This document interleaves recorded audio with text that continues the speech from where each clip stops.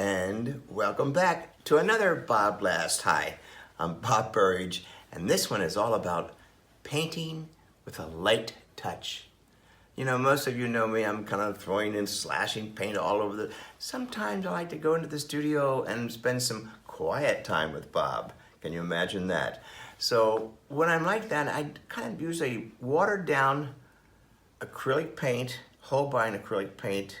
It waters down beautifully, still stays the same color, and I can treat it like a watercolor.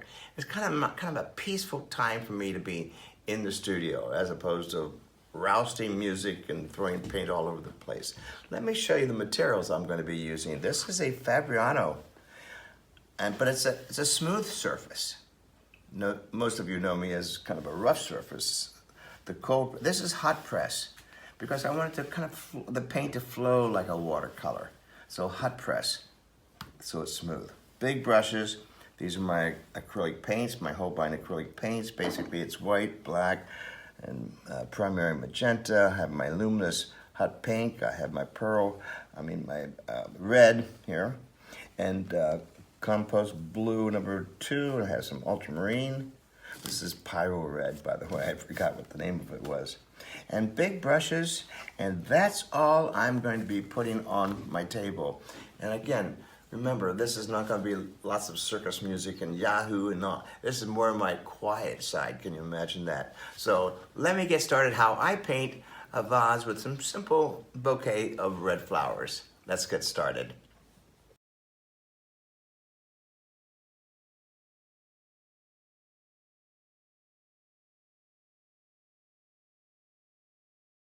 So this is a full sheet of Fabriano watercolor paper, 300 pound, and I folded it several times, because I want this deckled edge. So I tear it. See, if I tear it, I get that beautiful deckled edge. Beautiful, absolutely beautiful. And now I'm going to be doing a painting on one of these. I'll just do the paint on this one right here. That's perfect. All right. It's smooth on both surfaces. I have not gessoed the paper. And as I said, this is the light touch.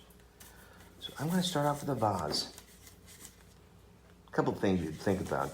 Is it an image of a vase from an angle looking down, or is it like a cat's eye view? I'm going to have it off center too. I'm going to really light, lighter than that. There we go. It's almost like a watercolor, huh?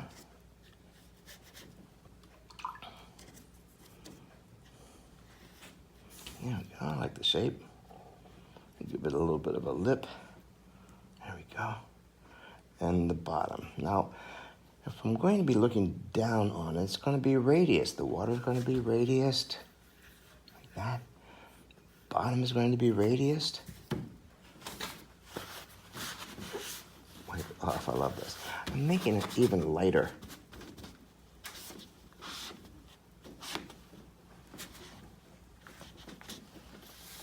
But you can always wipe away.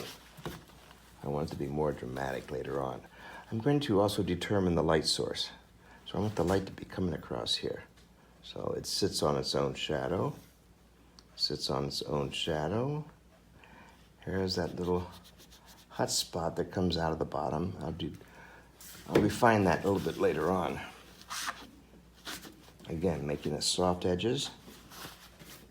Very gentle, peaceful time for me. I'm going to go a little bit darker,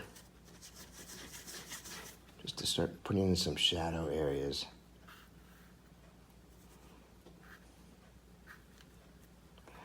And darker down here. I'm going to start adding some magenta to it. The magenta, not only does it add some color and je ne sais quoi, but it makes it darker without adding black. So there's color down in there. Kind of nice. I'm just playing with contrast right now, as you can tell. I'm going to pretend this is under the water. There we go, that'll be under the water. I have to tell you, I'm making all this up. It comes from doing it many times, I think. Now, let's get a bouquet of flowers in there. This will be red flowers. I'm going to go start off real gentle. It's almost like flowers out of focus. So I'm going to be using this luminous opera. So it'll be a nice bundle of flowers. And I want the bouquet to have a nice shape, an overall shape. That's kind of nice. Not perfect. Even coming off the page. Wow. So it's definitely off balance.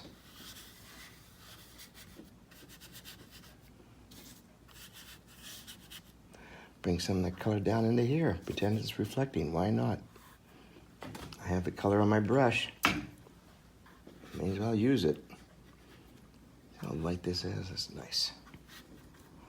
Bring some down into here. Starts to hold the whole painting together. More water, just more water. I'm looking at the bouquet shape. Kind of nice. Now I'm going to go into some darker. This is the shadow side of the flowers.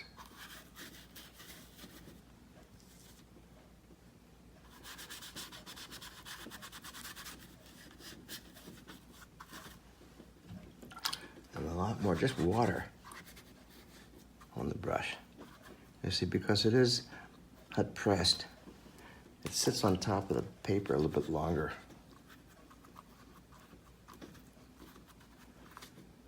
Starting to get some shapes in here.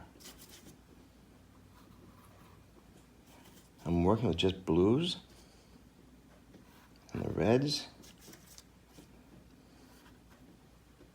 Starting to define maybe the shapes of the flowers in here.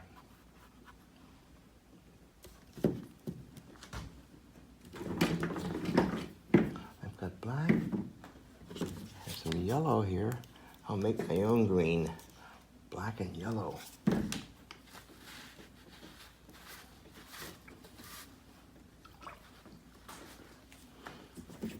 Here's some extra green just in case. This is middle green. Use it as a highlight.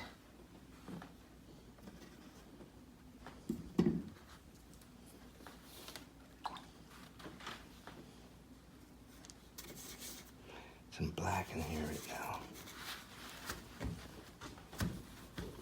We'll be able to put some stems underneath here.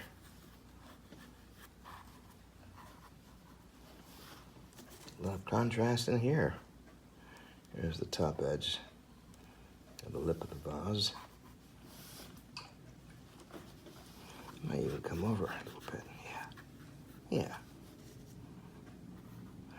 And what about the stems? They're going to be going into the water. Into the water. There's that circle on the top. Make it even darker underneath here. Really rich and darker. By making this darker,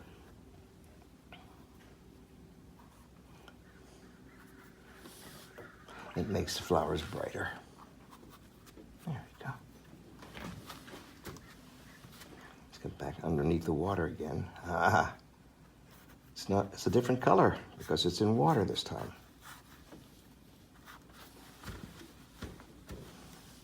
Taking some of that back out. I paint with a brush and a paper towel. And of course the stems don't go straight through. They either jump over to the left a little bit or to the right a little bit. They go all the way down here. So I'm painting the illusion of glass. It's there, but it's not there. Again, to work all over the place, I want to go back up into the flowers. Give me a couple highlights. Not too many.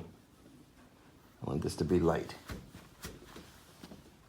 And in between, for contrast, maybe even some green up into here. flowers, stems. And go back into this highlight in here. That's really like, whoa! Add some yellow into that pink, really made it stronger. Paint all over, don't stay in one place too long. Come back in here, the darker side. That's what gives it its three-dimensionality, you know, the darker side stuff. There we go. And let's go up into here. Big splashy. It starts to paint itself after a while. And bring some of that down in here. Cool. So now we have color everywhere. Come back in here, get a little bit of a darker spot. Let's kick it up a little bit, just a little bit. Bing, bing, bing. Wow. Come back down in here. And of course we need to add the bling bling down in here, which is the light coming through the vase, through this thick spot down here, and out into the shadow, I call it the hot spot. And that's it for a quick light approach. Might want to come back in here one more time, make this a little bit darker. It's too much the same color. Too much the same. Red. Now it's a little bit, has a better dimension. Yeah, but you can see in just a few minutes what can get done with a big brush, working fast, arm's length. I stand when I paint, and it doesn't always have to be hard edges. And as I said, I'm going to make it soft now. There's this water. This water. It starts to disappear in the background. Oh, I love that when that happens. You see?